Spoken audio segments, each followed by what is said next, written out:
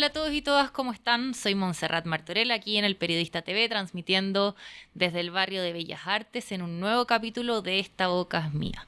Estoy con Manuel Vicuña. ¿Cómo estás, Manuel? Bien, gracias. Gracias por invitarme. Gracias a ti por venir para hablar precisamente de este libro, Un juez en los infiernos, publicado por Crítica. Manuel Vicuña nació en Santiago de Chile en 1970, es historiador y ensayista. Entre sus libros, a medio camino entre la historia cultural y la literatura de no ficción, destacan La Belle Époque chilena, Alta Sociedad y Mujeres de Élite en el Cambio de Siglo, Hombres de Palabras, Oradores, Tribunos y Predicadores, y que bueno, además fue galardonado con el premio de las mejores obras literarias, publicadas del Consejo Nacional del Libro y la Lectura, Voces de Ultratumba, Historia del Espiritismo en Chile, Fuera de Campo, Retrato de Escritores Chilenos, Reconstitución de Escena, Barridos por el Viento, Historias del Fin del Mundo, Una Historia Posible, A la Sombra, Retratos de Escritores Condenados a Prisión, y en coautoría Historia del Siglo XX chileno, Balance Paradojal. Además, columnista estable de la revista Santiago, actualmente decano de la Facultad de Ciencias Sociales y Humanidades de la Universidad Diego Portales.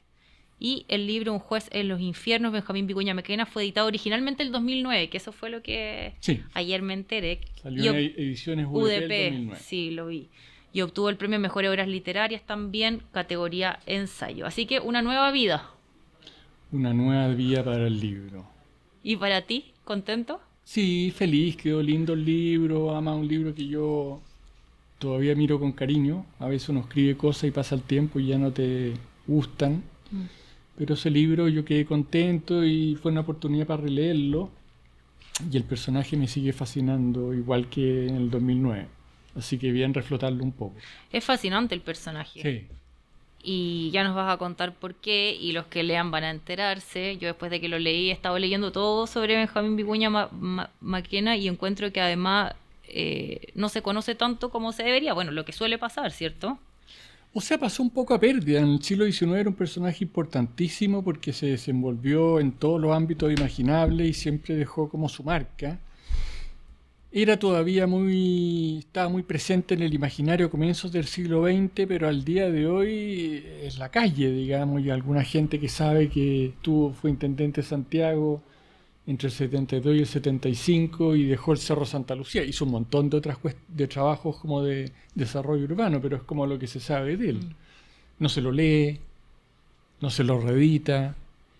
El currículum universitario de las escuelas de historia dudo que esté muy presente. Bueno, eso pasa con las mujeres siempre, también ha pasado eternamente. Siempre. Pero es bien como impresionante como encontrarse con un tipo como de esta naturaleza y que sí, que la memoria, como que uno dice, bueno, ¿y qué pasa con la memoria aquí?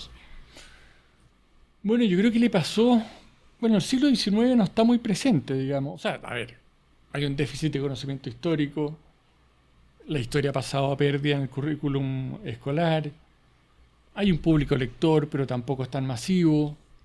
Y estos grandes próceres del siglo XIX en general a veces fueron tan idealizados que después vino como una resaca en donde más bien se los sacó el panteón de los grandes hombres.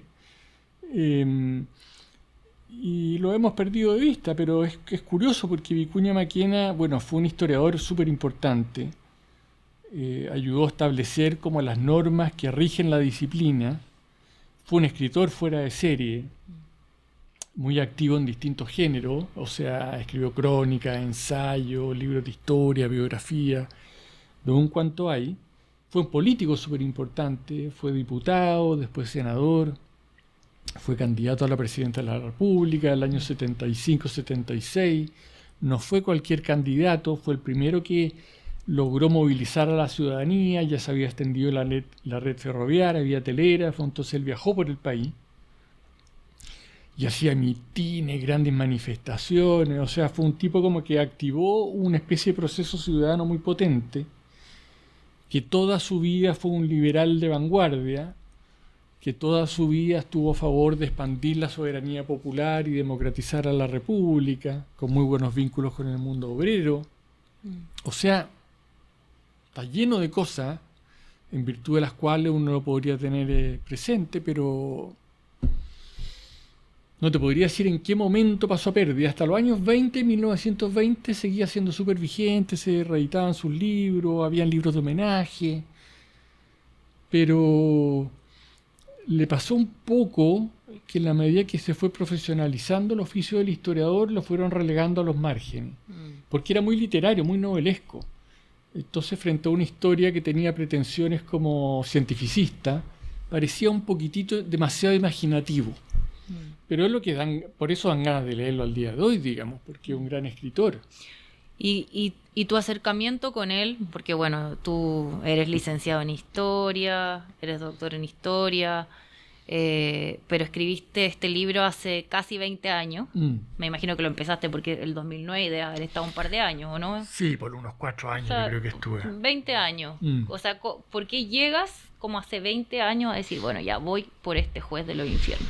Porque había escrito antes de él como intendente de Santiago, como la modernización de la ciudad, y él en su primer discurso como intendente dice: yo voy a hacer de Santiago el París de América.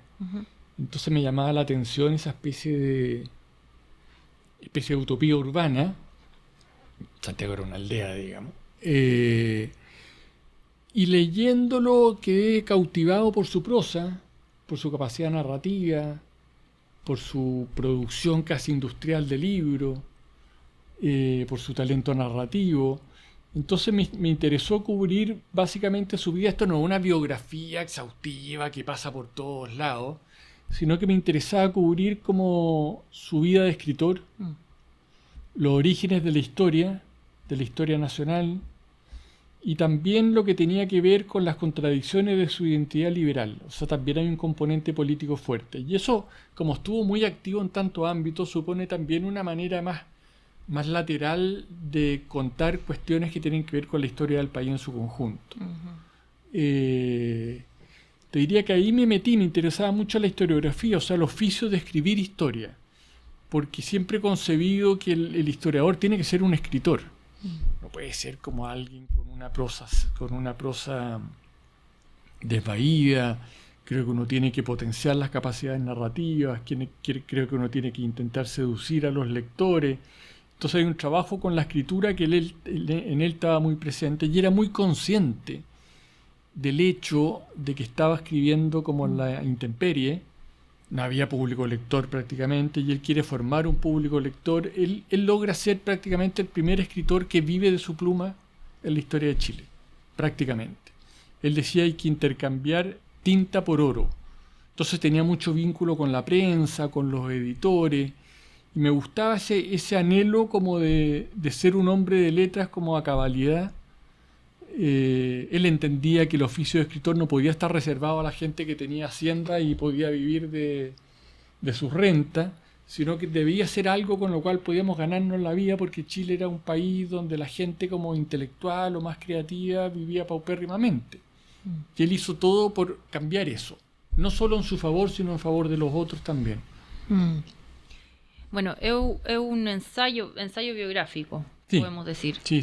Que es muy entretenido, es rápido de leer, es una pluma que avanza, que se sostiene, está bien documentado también, una escritura de la memoria. Bueno, tú eres autor de muchos libros, pero cuando empezaste a escribir este libro en el año, no sé, 2005, y ahora te vuelves a enfrentar a esta historia en el 2026, como lo sigues mirando con los mismos ojos, cambió tu mirada pensando que ha envejecido mejor el personaje. ¿Cuál es como la reflexión que tú haces? Porque obviamente pasaron 20 años. No, me parece que ha envejecido bien el personaje.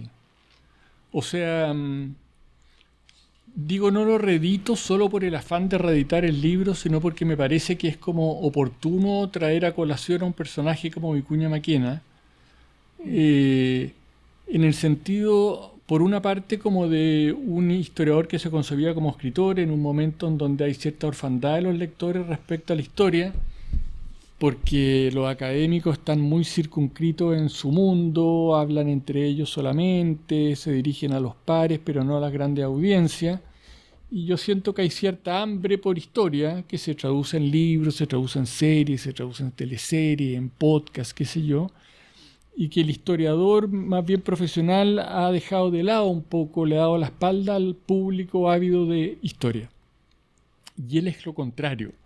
Entonces una manera de reivindicar también un cierto oficio del historiador como alguien que, bueno, que quiere llegar a la calle, que quiere llegar a la plaza pública, que no le habla solo a los expertos. Entonces está por una parte eso y por otra yo siento admiración por él como político, o sea, liberal de vanguardia, hijo de Pipiolo, contrario a cualquier forma de autoritarismo, revolucionario y conspirador siendo joven contra Manuel Montt, le tocó salir 2 veces al destierro, tipo bastante consecuente a lo largo de su vida, con un compromiso como con la construcción de la nación muy importante, o sea, un político como de un pelo que ya no se ve. Sí, o sea, claramente no se ve. No se ve y que está dispuesto a poner todo al servicio un poco del país. Entonces me parece que hay una ética como del servicio público que más bien brilla por su ausencia. ¿Y te ves reflejado en él también, así como esta cosa de historiador, escritor, pensando más que dijiste, como que me importa escribir de una manera que no sea como... No sé si reflejado, porque el personaje es como de otro nivel, digamos, pero sí una fuente de inspiración. O sea, yo lo leí y lo leo pensando esto es lo que hay que hacer. Y también me fascina esa como cosa omnívora que tenía, que cambiaba de tema, iba de una cosa a la otra, podía escribir sobre historia medioambiental, sobre la plata o el oro, biografía de Portales, los hermanos Carrera, de O'Higgins, la historia de Santiago, textos sobre la colonia, textos sobre la Quintral, o sea, motines en Punta Arenas. Era como toda la campaña de la guerra del Pacífico, era como un tipo, como un gran maníaco del siglo XIX. O sea, un tipo excepcional, sin duda. Una energía completamente desbordante. No tenía celular para desconcentrarse. No tenía celular. Que ahí está. Si nosotros seríamos mucho y más dormía, productivos sin celular. Y dormía 3-4 horas al día y estaba con la pluma en la mano el día entero. Sí, bueno, no sé tampoco si quiero ser así, pero sí, o sea, como que es un tipo que en el fondo hay que conocer, y yo me quedé leyendo todo lo que pude después de terminar, como hasta las 3, 4 de la mañana, buscando, porque te va llevando de una historia a otra historia, a otra historia. Lo que te quería preguntar era, ¿no te dan ganas de saltar a la novela? No, para nada. Me siento muy a gusto con el ensayo. No creo tener ningún talento para eso, así que soy consciente de mis limitaciones. Pero sí soy un buen lector de novelas y encuentro que cualquier persona que escribe historia debería leerlas porque son 2 modalidades narrativas y quienes escribimos historia podemos aprender mucho de la narración de ficción. ¿Qué te gusta leer?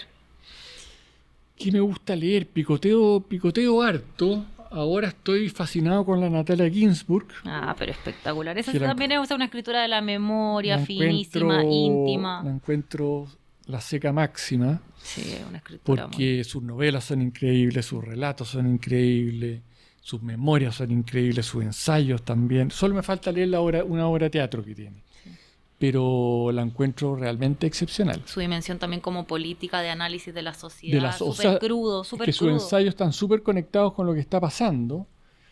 Y lo bueno es que la están rescatando, o sea, están apareciendo todos sus libros reeditados ahora en el último tiempo. Así que espero que encuentren los lectores que se merece. ¿Proyectos para el 2026? Además de que me imagino que estás como a full con la vida académica. Proyectos... ¿Pero algo que nos quieras contar? Proyectos... Estoy un poco en el aire, fíjate. Siempre cuando estaba terminando un libro ya estaba escribiendo otro. Y ahora siento que estoy un poco en un cierto vacío. Escribo cosas. Pero así como un libro de esta naturaleza, no tengo nada entre manos. Estoy escribiendo textos breves sobre temas súper distintos, desde la envidia al resentimiento, por ejemplo. Ah, ya. Pero de ensayos más personales, no trabajo historiográfico. Perfecto. Bueno, Manuel, ¿por qué, para terminar, hay que leer Un juez en los infiernos? Los que nos están mirando, que son muchas personas que aman la literatura. Viene de cerca la recomendación. Muy así de cerca. Yo creo que el personaje es fascinante, o sea... Es un rockstar del siglo XIX. Y yo creo que es un rockstar por razones que vale la pena reivindicar. Es un escritor realmente extraordinario. Su vida es apasionante y completamente novelesca. Es un tipo que escapa a cualquier parámetro. Es bien loco, en el fondo. Y es de una inquietud permanente. Nunca está tranquilo, nunca está quieto, nunca se conforma con nada. Entonces ahí hay como una energía volcánica que yo encuentro que vale la pena observar. Muchas gracias. ¿Y eres pariente? No. No. No estoy reivindicando al Muy bien. tatarabuelo, digamos. Podría haber sido, la gente lo iba a pensar. Había que preguntarlo. Gracias, Manuel, por estar aquí en Esta Boca es Mía. No, gracias a ti. Gracias a ustedes y nos vemos la próxima semana aquí en El Periodista TV.